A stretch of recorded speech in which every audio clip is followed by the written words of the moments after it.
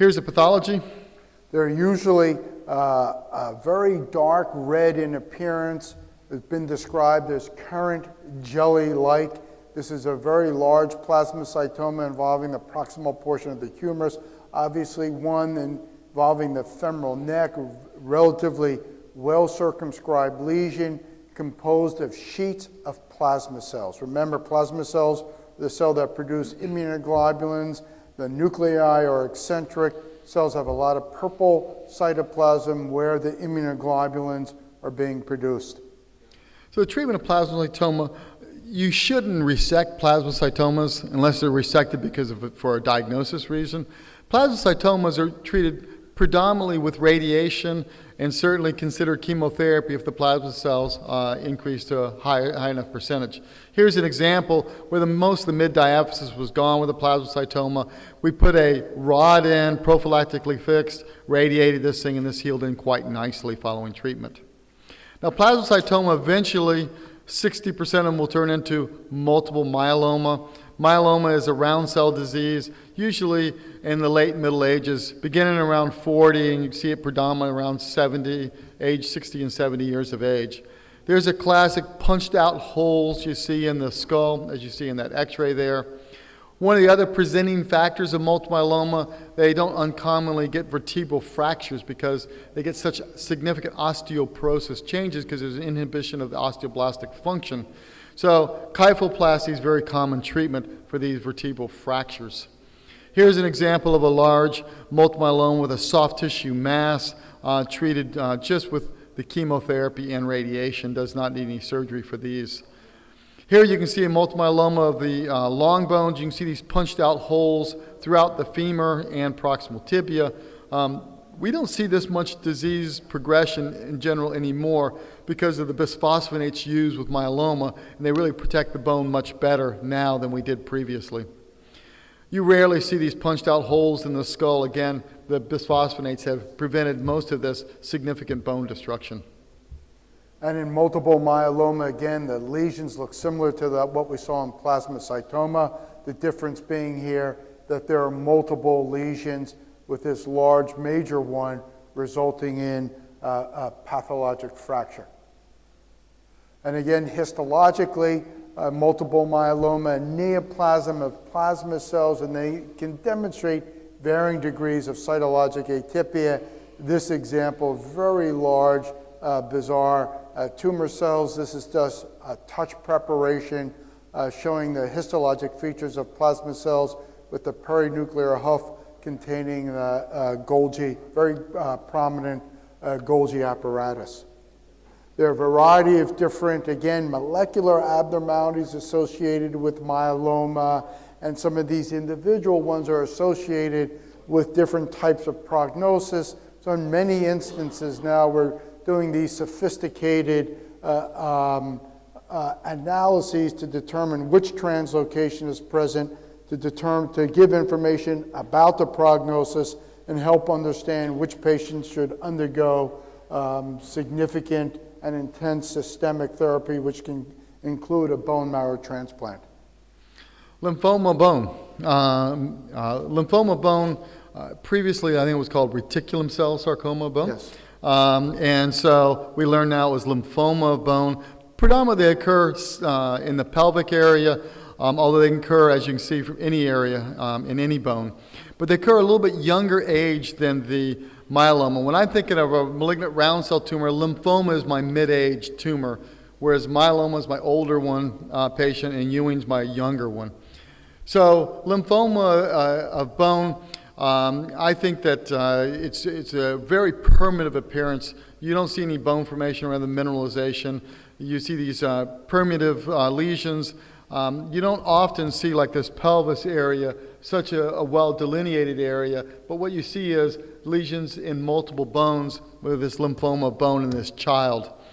This is, I think, the characteristic, and we've just been studying the radiologic features of lymphoma bone, and this is really the classic appearance where there's a primitive appearance, and because they push out the periosteum, you see some thickening of the bone there. But what's interesting is you see these small soft tissue masses associated with it here.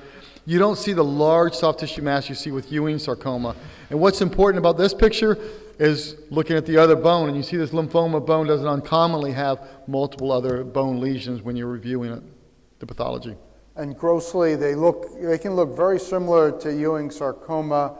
Here, medullary cavity filled with this tan flesh-like material. These regions here that are whiter represent areas of necrosis. This is a primary lymphoma of bone which has undergone secondary pathologic fracture, resulting in all of the hemorrhage.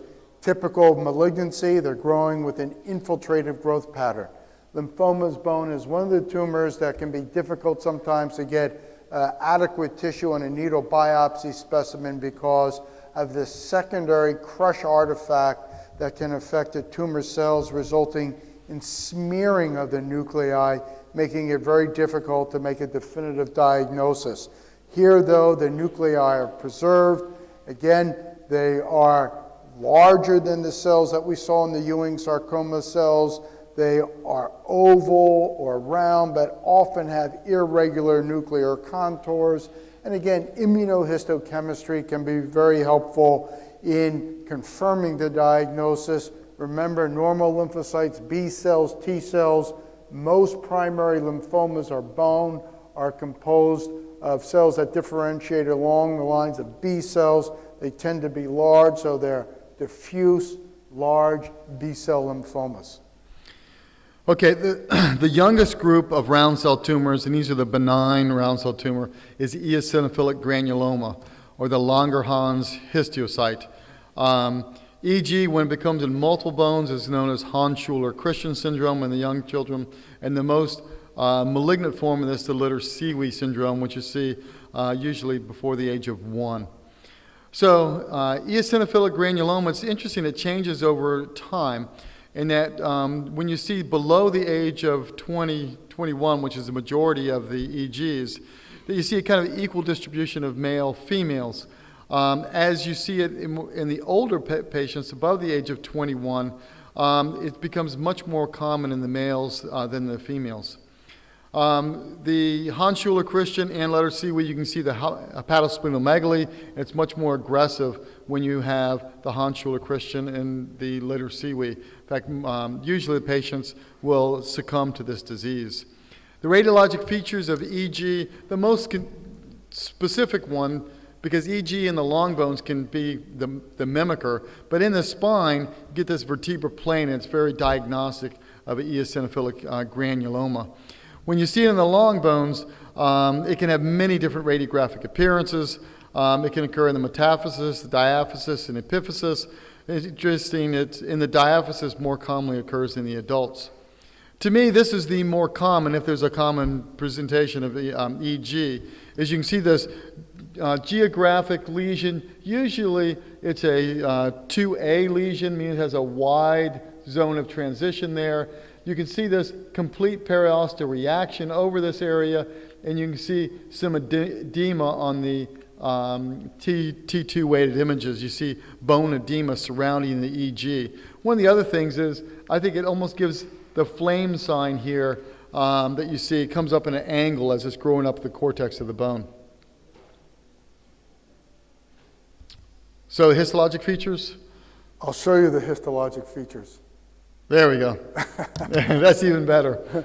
There you go. Remember, eosinophilic granuloma is a neoplastic proliferation of Langerhans cells. Langerhans cells are not macrophages or histiocytes, they're really dendritic cells. Dendritic cells, normal dendritic cells, are antigen-presenting cells. So say they have an antigen, they present it to T and B cells, which then react to it. Normal dendritic cells are found in the skin, lining our mucosal surfaces, as well as lymph nodes. So in this instance, again, Langerhans cell histiocytosis, neoplastic proliferation of the Langerhans cell dendritic cell. Characteristics in eosinophilic granuloma, these cells are arranged in groups or clusters mimicking a granuloma. That's why part of the name is granuloma. And the other prominent aspect is usually there is a secondary population of non-neoplastic eosinophils. So the Langerhans cells are producing cytokines that are chemotoxic for the ingrowth of eosinophils. Some interesting cytologic features of Langerhans cells: large nuclei, again, that are hyperlobated and have nuclear clefts. In their cytoplasm, they have what's known as Bierbeck granules, which are membrane-bound structures which can look like tennis rackets or tennis racket-like structures found only in Langerhans cells. So generally, you can make the diagnosis with light microscopy supplemented with immunohistochemistry because these cells have a specific immunoprofile. If you have the luxury of doing electron microscopy, you can see those structures within the cytoplasm of the cells. So generally, we do not operate on these if we know ahead of time. Generally, we operate on these things because we don't know what they are, and then we get surgery, and at the time of biopsy, you end up curating these things out. However, many times, if I can make a diagnosis with a needle biopsy, I'll just inject the tumor with steroids or do PO steroids. Seems to be an effective management of this disease. If you have Hans-Schuller-Christian, meaning thrombocytopenia and hepatosplenomegaly, it becomes very difficult to manage. You treat it aggressively with chemotherapy, but about 95% of these patients will die of their disease. So it's a very challenging treatment of the Hans-Schuller-Christian or the EG. So that's one more session of this marathon. So that ends the round cell, and we will try to get through and see if everybody can survive. Let me throw out an idea. You want to wake people up with showing a couple unknowns? We could do that. You know, we could do some unknowns and have discussions rather than the fibrohistocytic, because that's a rather boring subject that you guys probably know pretty well. Yes, I think that's a great idea. Absolutely.